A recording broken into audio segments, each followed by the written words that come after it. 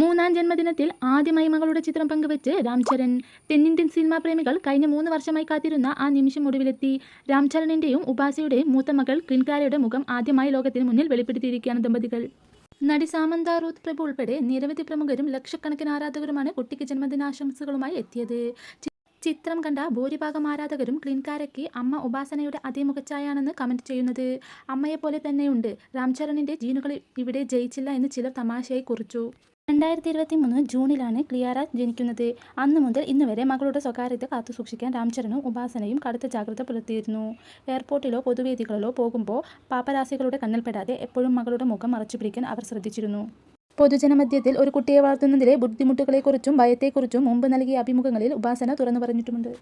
കഴിഞ്ഞ ജനുവരി 31 ഇവർക്ക് ഇരട്ടക്കുട്ടികൾ ജനിച്ചതോടെ രാംചരണിന്റെ കുടുംബത്തിലേക്ക് കൂടുതൽ സന്തോഷം എത്തിയിരുന്നു. 11 വർഷത്തെ കാത്തിരിപ്പിന് ശേഷമാണ് ഇരുവർക്കും ആദ്യ കൺമണി ജനിക്കുന്നത്.